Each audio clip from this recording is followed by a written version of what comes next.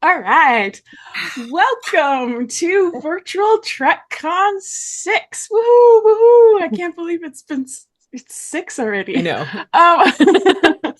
Hope everyone has been having a fabulous time, enjoyed Star Trek and Chill and the opening ceremonies and all the wonderful stuff that has come before this. And I joined here with my co-host, Jenny R. Johnson, wonderful artist extraordinaire. I'm Elisa Longo. But today we are interviewing a wonderful, wonderful guest, Melanie Smith. You all know her as Ziyal from Deep Space Nine, but some of you may have also known her from her role on Seinfeld. Shrinkage. Amazing. Shrinkage. Iconic. Shrinkage. So thanks so much for joining us and being a part of Virtual TrekCon, Melanie. It's so wonderful to have you here. Thank you for having me, ladies. And you talented, as we talked about just a moment ago, you talented artists, both of you. Oh my gosh. Thank you. That's lovely. Yeah. Thank you. And we met in person at a convention in New Jersey, the Creation Trek Tour. Oh, fantastic. And Melanie came up to my table and she bought a shirt. And I was like, after she bought a shirt, I was like, Ziyal just bought a shirt. Ziyal just bought a shirt. And then she came back and bought another one. I was like, oh my gosh, Ziyal just bought another shirt. It was fantastic. And I would have bought more if you had the colors in my size. I was like, that one in my size? Can you get that one in my size? You're like, no, I hand paint them all. Yeah. Although somebody came up to me at the conference and they're like, how many of those blazers do you have? Right? The velvet I wear at all the conferences because like it's cold in there sometimes. Yeah. Like about 1,000. And it worked with your t-shirts perfectly. So you are such a treasure. I love that. Thank you. Thank you. Well, I think I would like to start the conversation off asking how you got into acting and what was the catalyst for that? It is the craziest story you'll ever hear. Do you really want to hear it? Amazing. It's not short, but it's kind of worth it. I love it. It's great. So I was living in New York and my best childhood friend was working for an agency called Triad. And she was supposed to send 3 girls on a talent search for Dick Clark. You guys are too young to know who Dick No, yes, we do. And she said, I need you to go, I need you to go. And I was a dancer when I was younger, and I was actually a very good dancer. Oh, cool. And I said, I'm not dancing now. I have bursitis in my left hip. I can't. And so she said, well, I don't care what you do. Read from a book. I'm going to get fired if I don't send 3 girls. So I pulled a book off my bookshelf, literally. It was called Texas Trilogy. I don't even remember why it was on my bookshelf. And I found the longest paragraph that a character was sort of talking or thinking or whatever. And I went to, oh God, I don't even remember now. What was Dick Clark, ABC or NBC? He was ABC, right? Feels like ABC, yeah. So I went to ABC. I think so.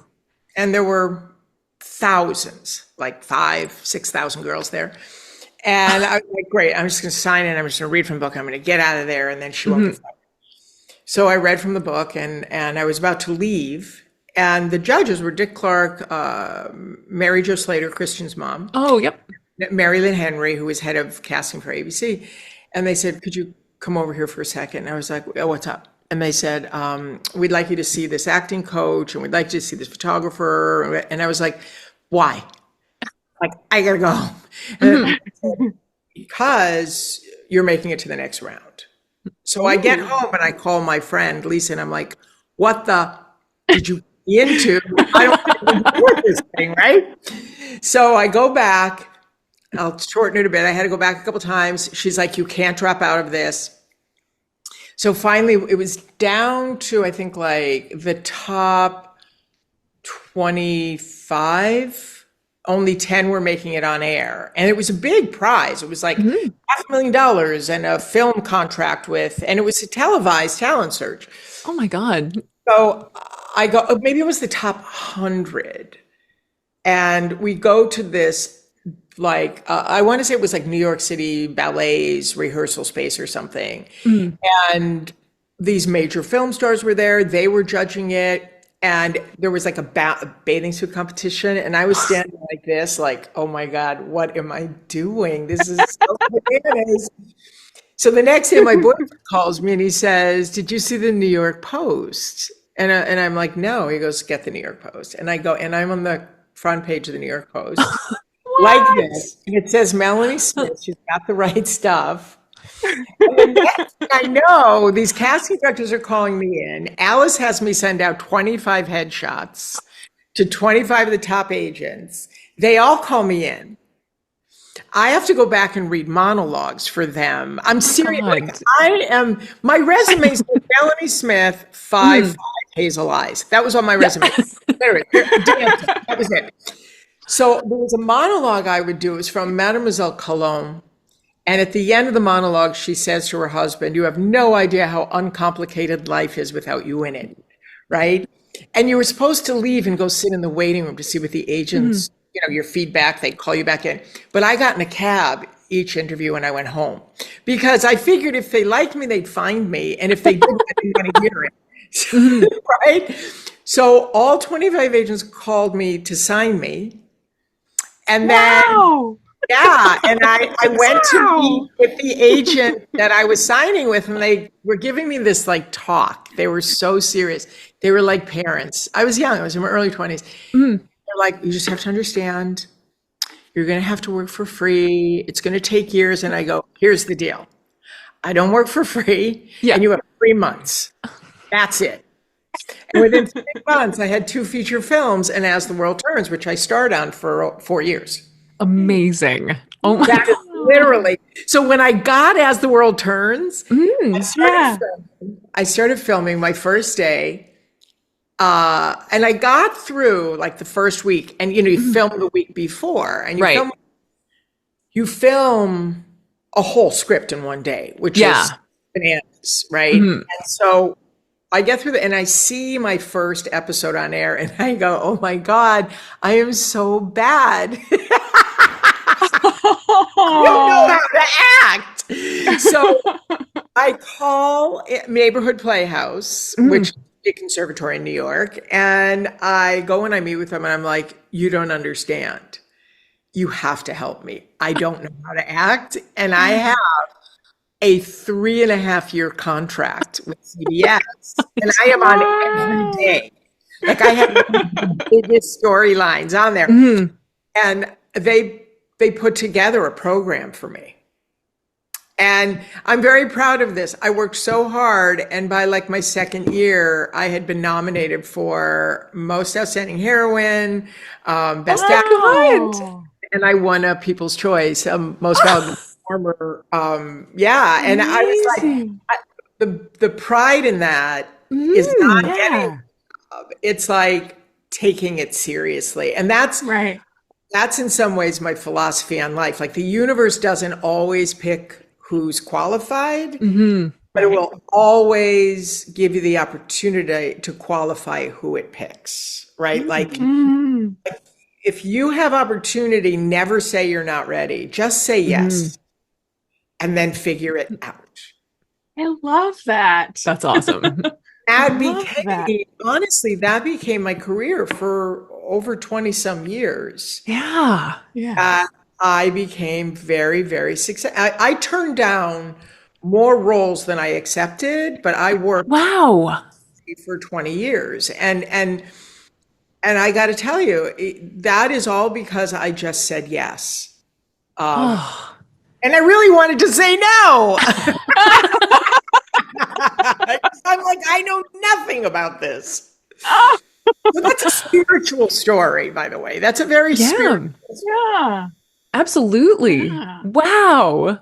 It's Good Oh, I question. love such a that. great philosophy I of need to write that life. down. No, it is. I mean, Mm, and it reminds me of improv, the yes and It's the yes and mhm, philosophy, mhm, which is, I mean, not it's something that I'm recently learning with the passing of my husband. mhm. And oh, sorry. this is something that I am embracing, I think probably for the first time, maybe not. Mhm, But yes, I love that. Yes, and yes, mhm, yes, yes. And mhm. everything's Yeah. part of the curriculum. The good, Right. Right. it's all part of the curriculum. Like, Yeah. Mhm. think that everything is supposed to go well. And if everything goes Yeah. well, we're doing it right. Right? Mhm. But the truth of the Yeah. matter is everything's going exactly as it should be going. It's how you Mhm. interpret. If Yeah. you Right. interpret everything as you are doing this for me, right? Mhm. You're doing this through me, so you can help me be me. Mhm. That's the philosophy of life. I mean, I've had a lot of loss in my life, which is where my Mhm. book came from. And embracing loss is profoundly valuable and more valuable than embracing the joys in life. And Mhm. I'm not saying we don't have to embrace the joy full-heartedly, Yeah. Right. but you do want to learn how to embrace the heartache too. Mhm. Mhm. Yeah. Wow. Well, Oh, can we talk about your book a little bit? Since you yeah. just brought it up. Yeah. Of Tell course, us of a little course. bit about your book. Well, the book was real labor of love, labor all caps. It's not easy to write a book, and No. yeah, it's not easy to write a book. And if you don't have something pressing to say, Mhm. it's quite arduous. But I had to tell this story, my story of loss, because I had quite a bit of loss in my life from Mm, birth, really. And and the process that I've used on my clients that I coach individually and in group coaching has helped so many people, hundreds one-on-one, thousands in groups. And seeing that palpable change in people's lives, I started realizing I can't get to everyone, right? mhm. And Mhm. Right. so the book needed to be created. And so I Mhm. wrote, it's called Unfinished Business, 8 steps to heal, transcend your trauma, heal your trauma, transcend your past, and transform your life. Mhm.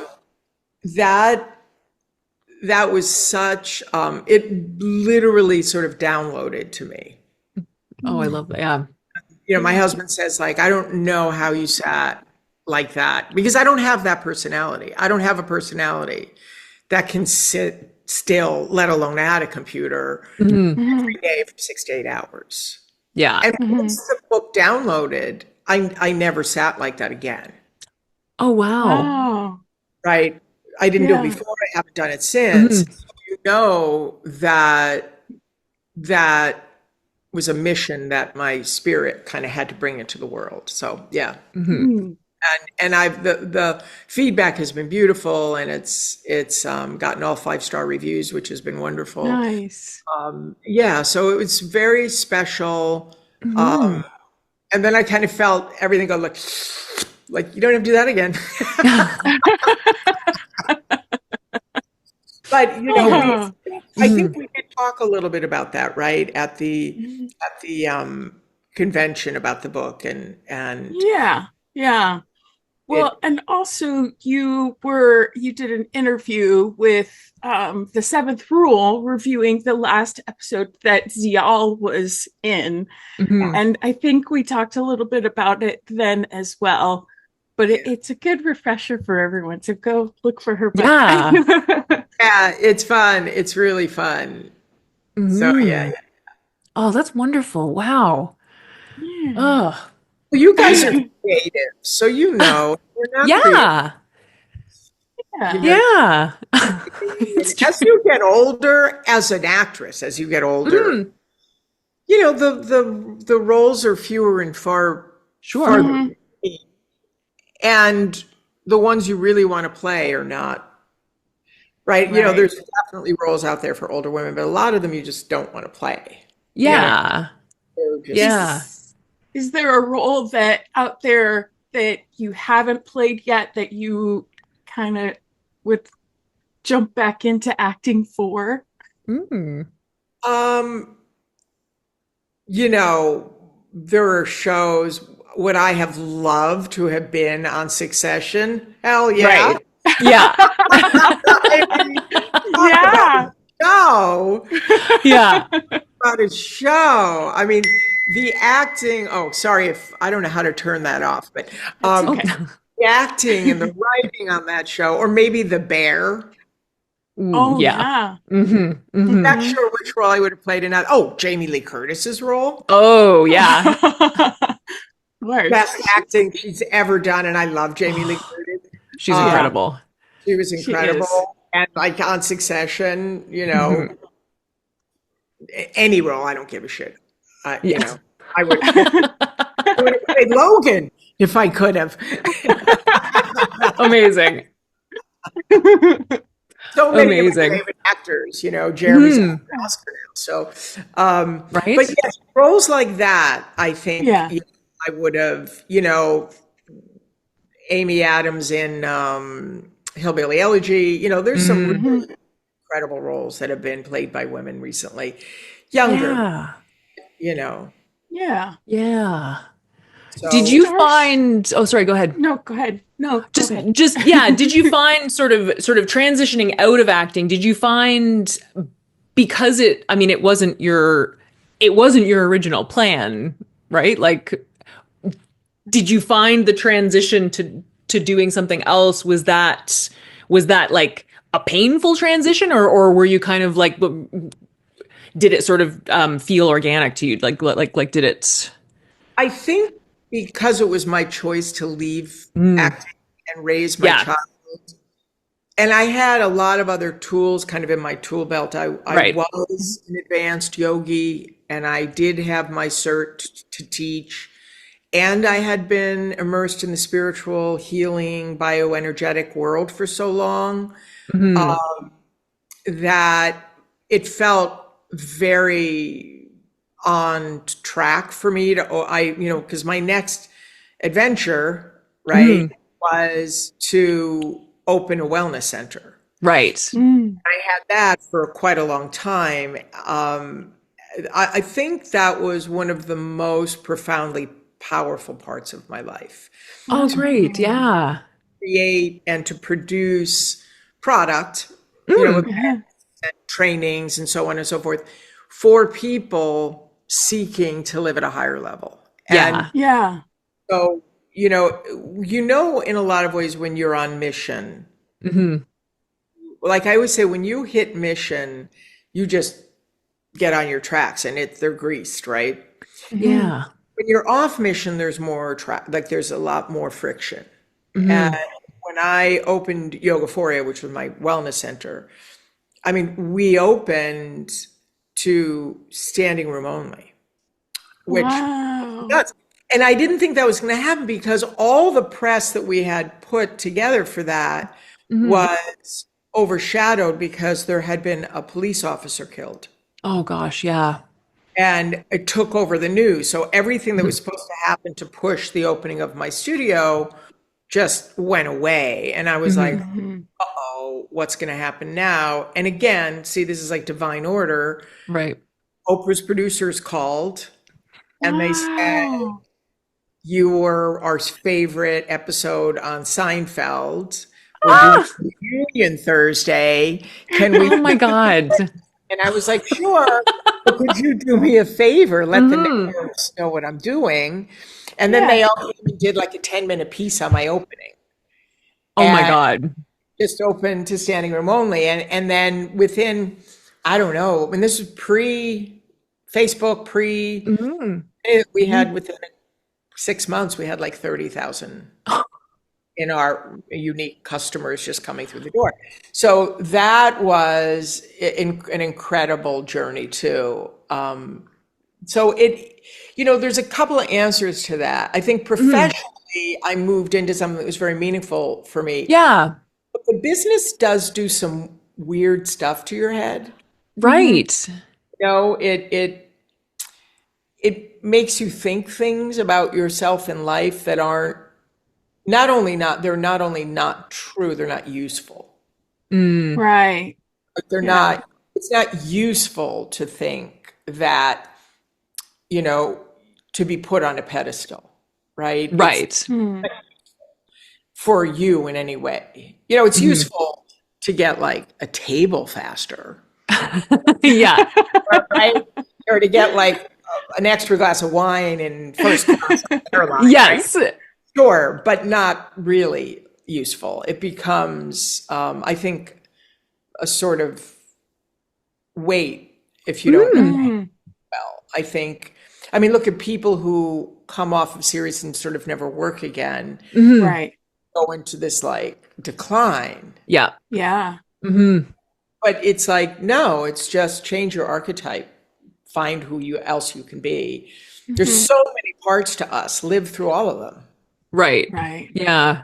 Yeah. Because I guess that can kind of give you the mistaken idea that this is the pinnacle. This is it. This is the best it's ever going to be.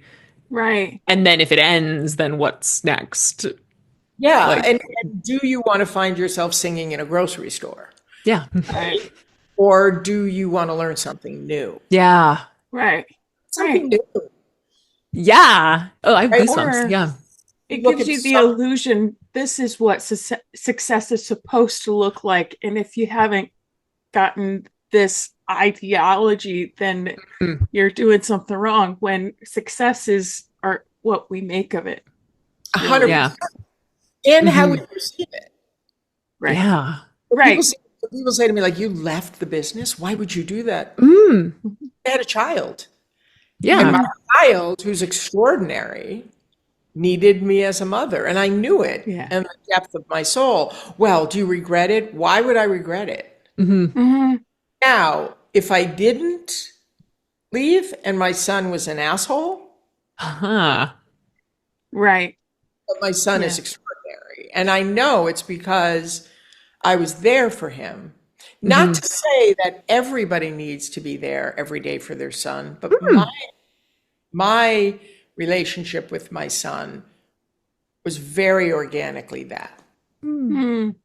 Yeah. And I think if you're booted out of the industry or aged out of the industry, you have a feeling about yourself and Yeah. decision. Yeah. Oh. But Oh. I think, like, we are here to learn everything we can. Right. If you just keep harping on the fact that, like, you're not doing that thing anymore, maybe you're not meant to be. Maybe Yeah. you're meant to learn something new, right? Yeah. Yeah. Melanie, I really like you. Oh my God. I like you back. Like, wow. Oh my gosh, this is wonderful. I'm so happy. Oh my God. More of this. Okay. Amazing. Yeah. Amazing. So- I'm going to talk about Ziyal a little bit, Yeah. since this is a Star Trek convention. But my first question would be, and I can't remember if we've asked this question of you before, but it doesn't matter. Did you watch Star Trek? Were you a Star Trek fan before getting cast as Ziyal? No, I was an original Star Trek fan. Yeah. Ooh. Hmm. Yeah. But I wasn't a TV watcher. Oh, okay. Yeah. I wasn't, once I left my family home, I wasn't a TV watcher, Right. which my agents they were never quite happy about. But it did serve me in the audition. Yeah. So I was, when I was a kid, I loved Star Trek. Yeah. Yeah. And I had a crush, of course. I loved Star Trek, and the show, and it was so out of the box. And I think two of the biggest shows when I was growing up were Star Trek and Twilight Zone. Right. Yeah. Very edge. Like nobody had seen anything like that before. And Lost in Space, Yes. Yeah. like crazy ideas. So it was very exciting. And then, like I said, after I left my family home, I really wasn't a TV watcher. Mhm. Mhm. And then, so when I got called in for the producer session, I knew nothing about Torah. And I was like, I walked in and everybody was in combat gear and I was in a sundress. And I went, whoa, I got this wrong. Oops. Oh, wow. Yeah, but I stayed with it. I played her as a child, as an innocent, Hmm. just like Yeah. filled with love and hope and promise and, like the daisy through the concrete, you know? Mhm. Yeah. Mhm. Yeah. So no, I didn't. I don't think I ever saw an episode of any of them until, yeah, like, Wow. Wow. So and you took that role over having had like because it was played by two other actresses. Am I right about that? Is Mhm. yeah, before Yeah. that. So you didn't see their performances. It wasn't I didn't like even know that's I was taking over a role. yeah, that's great. Great. Yeah. That's great. Really. Oh. Yeah, and Yeah. I remember I sat at like I kneeled down at Mark's feet, Mhm. Yeah. oh father kind of thing, Yeah. This young girl that just wanted her father's love. I didn't look at her as being, angry or Mhm. tough. Yeah. I just looked at her as you ladies, an artist that wanted to Yeah. bring peace through her art and Mhm. love and like she was like Kate Ashbury, man. Minus the drugs. Yeah. Yeah. Well, and I think that's what made her so special. I mean, she really like the impact that character had was Mhm. huge because it was this just this bit of beauty in the midst of a Yeah. lot of, dark stuff. Like, And Yeah. it's what made it that sort of juxtaposition when she dies. mhm. Right. When they finally express their love for one another Mhm. and Mhm. then done. Yeah. Yeah. And I don't think a harder Ziyal would have brought that out of her father as much No. as it did, or touched him in the way that she did. She obviously had a profound effect on Ducat, which nobody did No, really. exactly. He didn't really Exactly. care about anybody else except for himself and Ziyal. Mhm. And it's funny, it goes to show that everybody somewhere is tender. Mhm. Right. Right. And whether it's Yeah. like your dog or your child or Yeah. dad or your girlfriend, or your boyfriend, whatever, something brings out the tenderness in Yeah. people. Just Mhm. curmudgeony of which my dad sure was. Yeah. Aw. Yeah, that's Yeah. wonderful. Mm. So, Mm. um, what was maybe your biggest takeaway from playing Ziyal? I mean, did she reveal anything to you that maybe other roles didn't? Well, one of the things that I loved in general about playing Ziyal is it's easy to get pigeonholed or stereotyped in the Mm. business. Hmm. Play the strong, sexy, you know, funny sometimes, but Hmm. typically always strong, sexy, or troubled, sexy, or, Hmm. always sexy in there, right? Yeah. With Right. and, back in the day, because they look for that. It's like Mhm. Mhm. casting looks for that.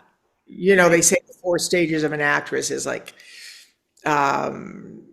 get me, who's Melanie Smith?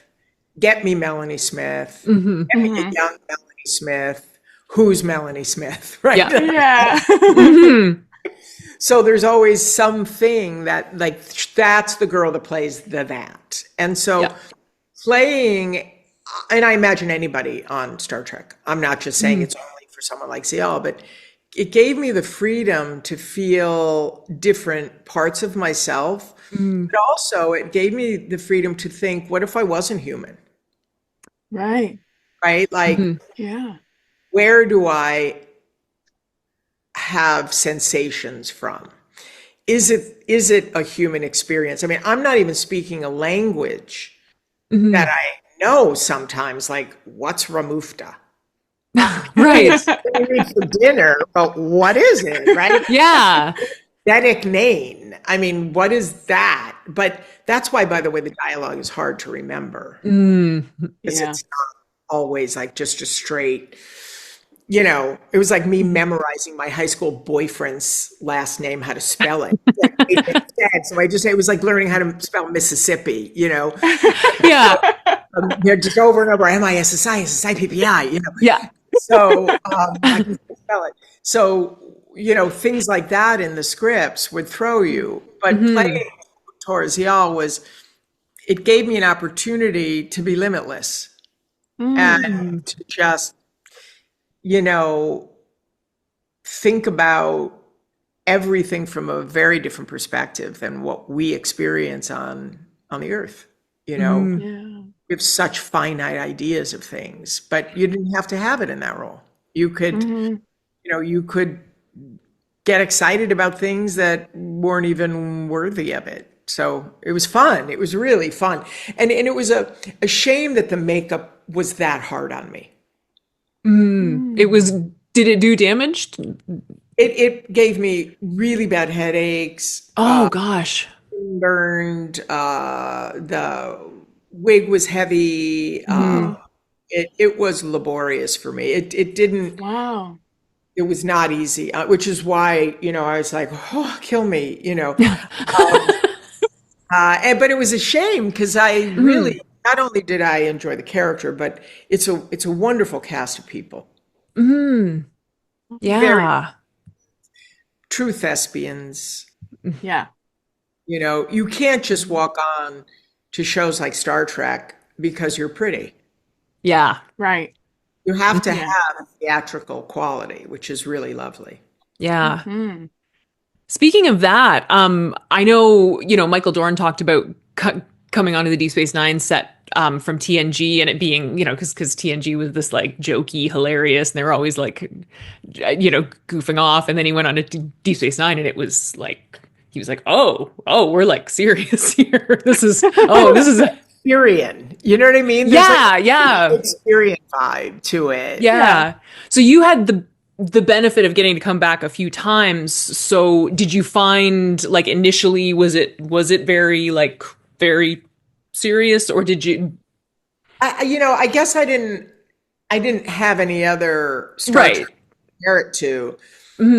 Remember, I started on As the World Turns. Right. Yeah. As the World Turns, that they were true thespians. Like, you're talking Julianne Moore.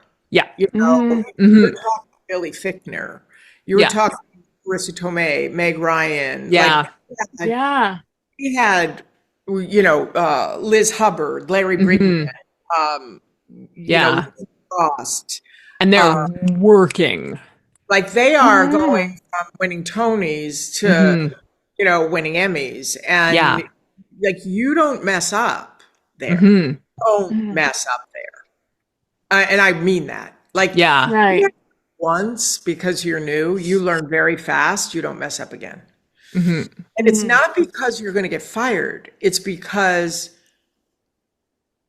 you feel the tone of lack of professionalism. And it's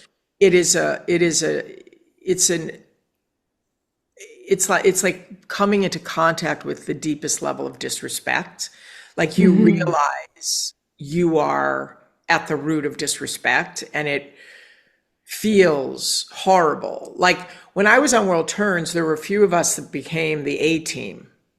So when things got held up, they always said, all right, get the A team. They'll make up the hour. Right. Right. Put them at the end of the day. And I really prided myself, never missing a line, never missing a mark.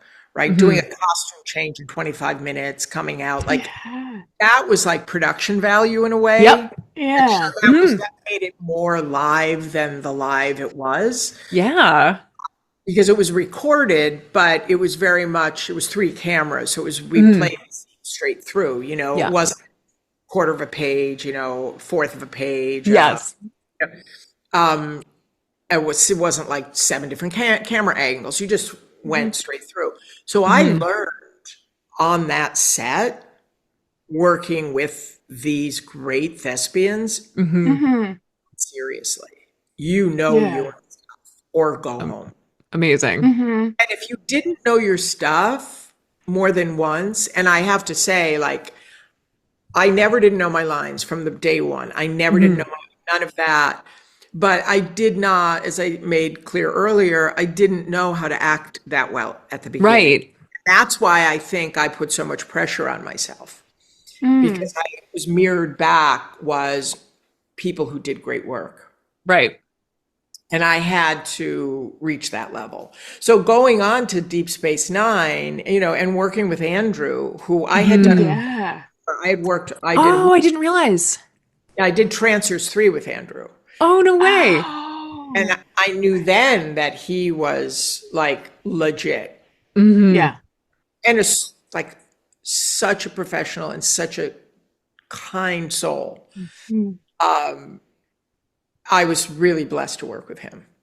And but yeah, I mean, you're talking about people who want to be in the business because of a craft, not people that want to be celebrities. Right. Yeah. Right. Yeah. Yes. Yeah. And I always say to my clients anywhere in life, like, I know people struggle to be important and to be famous and to be celebrities, but if you're really, really lucky in this life, you'll get to be an artist at what it is you love. That's true mastery in life, is to truly be in alignment with what you love and not seek external validation. So working with that bunch on Deep Space Nine was an honor. They were a great group of thespians. Oh, that's wonderful. So it was like you got there and you're like, oh, these are my people. This is like, I know this. Oh, wow. It felt very comfortable. That's great. Oh, It is great. It's great to be on a set where it's about the work and not something else. And to still have like interpersonal grace where people were laughing at you. It wasn't like, yeah. Even when I went on to Seinfeld, people were like, oh, I just want to warn you, it's a tough crowd. They're so tight. I'd heard that. Yeah. And I loved them. It was, you know, there was like a certain approach moment where I was like, all right, dudes, I'm here. This is the way I see things. And they were like, and then it's sort of like a click, and I had a blast. And then Jerry called me at home and said, if we write for you, will you stay? Oh, nice. I was like, yeah, sure. Why not? Amazing. Why not? Wonderful. Yeah. Man. Great. Oh. Great group, though. Really, really great group on Star Trek. Yeah. Yeah. I mean, and again, I mean, Melissa has had the chance to meet more of them, I think, than I have.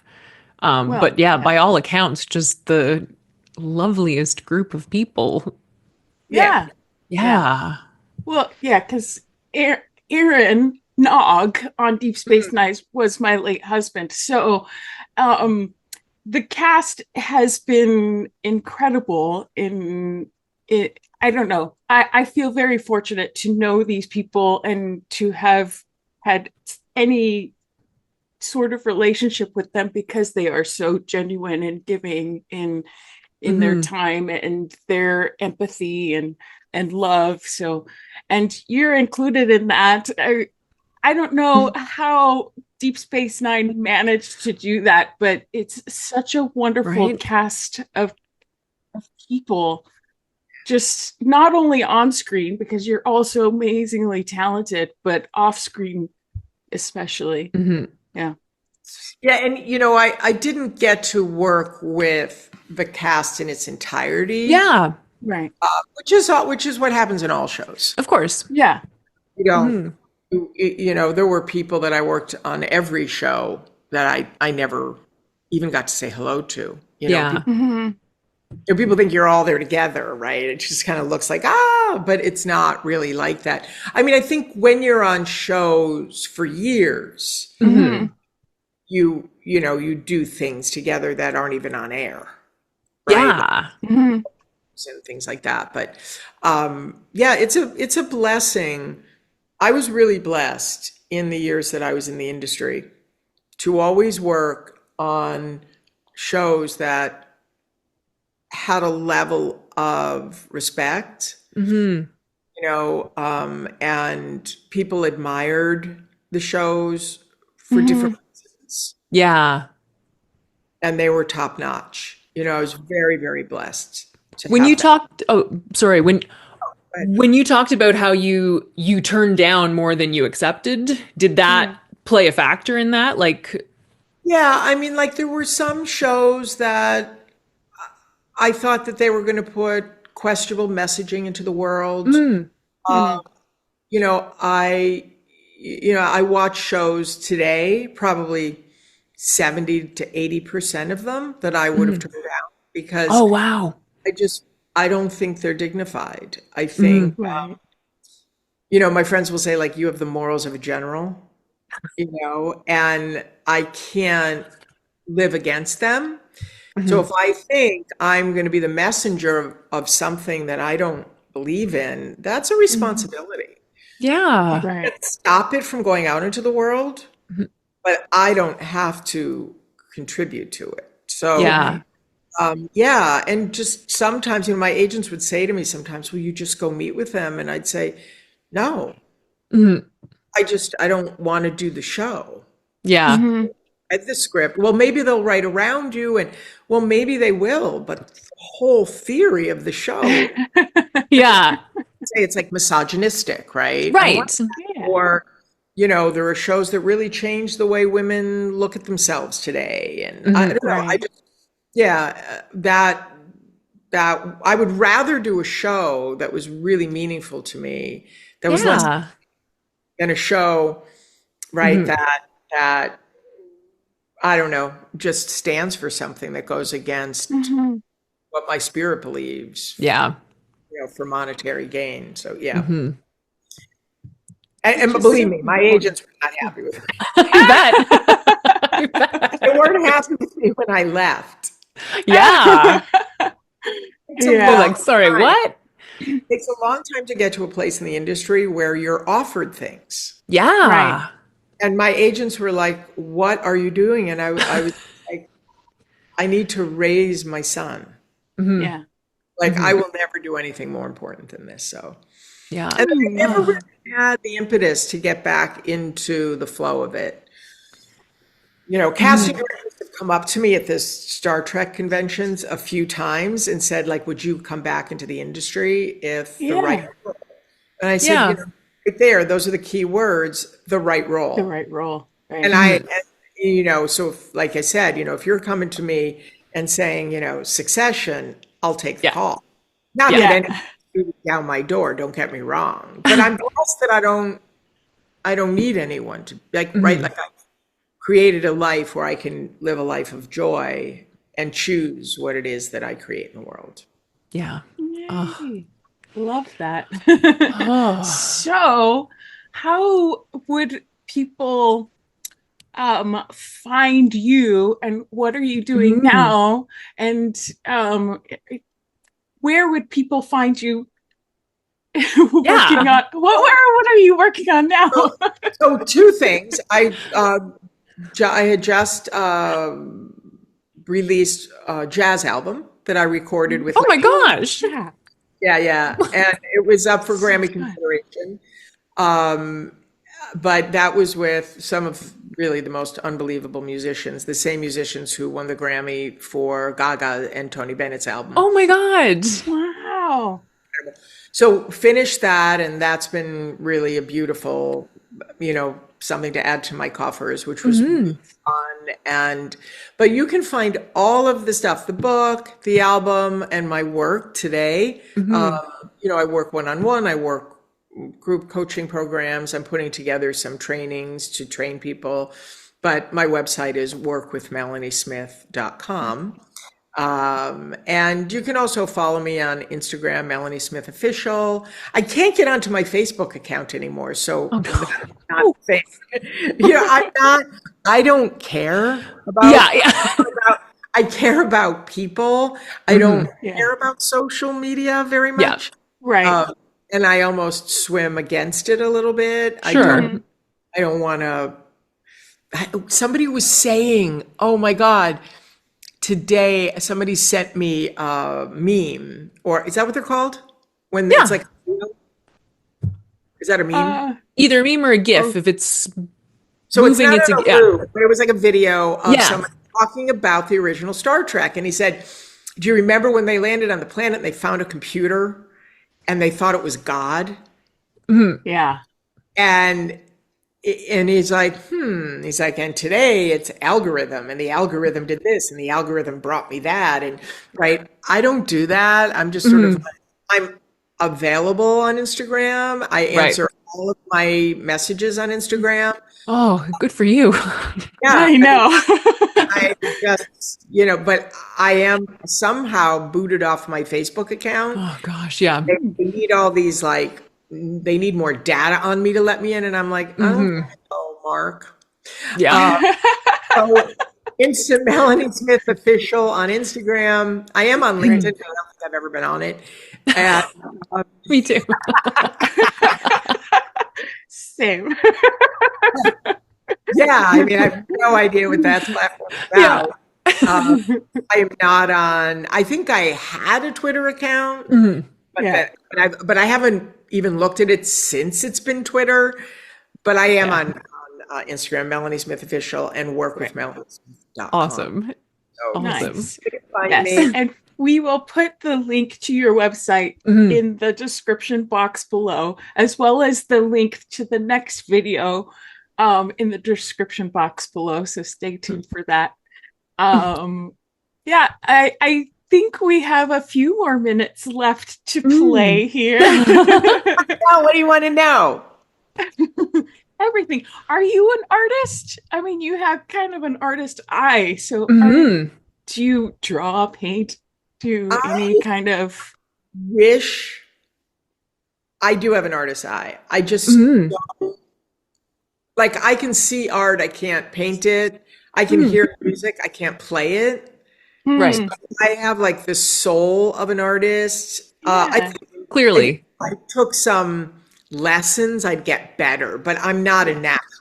You guys are naturals, right? I was watching the Grammys, and there's this kid, Benson Boone, who was right? And I remember him auditioning for American Idol and going I just started singing a year ago. That's another thing. That's another animal, right? You guys have a gift.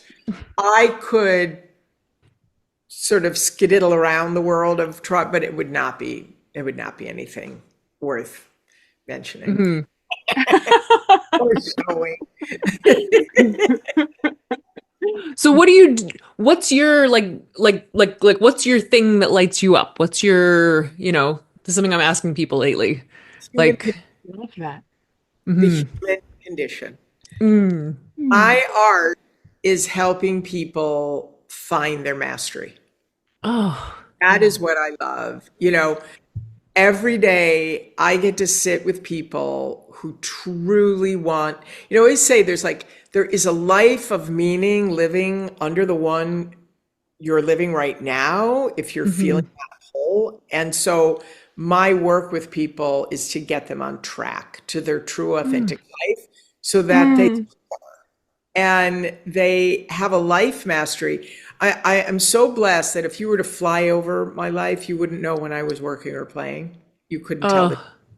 That is wonderful. So my thing is people and souls and the human condition, human pattern. I live physics, just like you do as artists. Mm. You find symmetry, you find patterns, right? Mhm. You do that through the archetype of the artist. I do that through the archetype of the healer. Mm. Mm. Yeah. Ah, there is art in that too. There Definitely. is a lot of art in that. Hmm. Creative energy. That's what I Yeah. love. Yeah. Yeah. Yeah. Good question. It's beautiful. Yeah. Good question, Great sister. question. Well, Great yeah, it's question. something right now. I'm really interested in, number one, just hearing what other people do that, that brings them joy, but also like I'm trying to remind people of what they do that brings Yeah. them joy too. It's sort of like Sure. I'm trying to do right now, you know? Better Yeah. question, Mm. right? It's a better question. Like, what is it that's in you that illuminates you, as opposed to like, why are you here? Yeah. Right? Right. Yeah. Yes. Yeah. There's that whole kind of mastery of living in flow. And Hmm. when you're in Uh-huh. flow, it's aligned with mission. So Hmm. Mm. Mm, love I say that. all the time, what is it you can't not do? Right? Like, Ooh, I must help people. I get I up love every that. that's that I can't not do that. Yeah. So that's Wow. Ah. part of my Well, flow. I love that. And we should end there Okay. because it's such a wonderful, positive Oh my God. place to end. And Mhm. yes, we love you, Melanie Smith. We Well, I'm do. speaking for I'm Jenny right now. back. We And love you, rightly, yes, Melanie please Smith. do. Thank you for all that you do and what you bring to the world and for Mhm. loving people, because I do think we need that more, the loving of people Yes, we do. rather than the opposite. Mhm. Um, Learned it and from Ziyal. oh, I love that. And Mhm. thank you for what you do and having a format for people to share their hearts and their dreams. Mhm. That. Oh. Yeah. Thank you. Loving you back. Loving y'all back. Ah. Oh. Oh my gosh. Well, folks Stay in the virtual. live chat, virtual TrekCon, thank you for being here and thank you for always showing up and supporting virtual TrekCon and Star Trek and trying to live these values too. Then Mhm. the IDIC, live, live long and Exactly. prosper, all of that wonderful stuff. Um, Enjoy the rest of the convention, and we love you guys too. And Thanks. thanks for being here. Bye, ladies. Bye.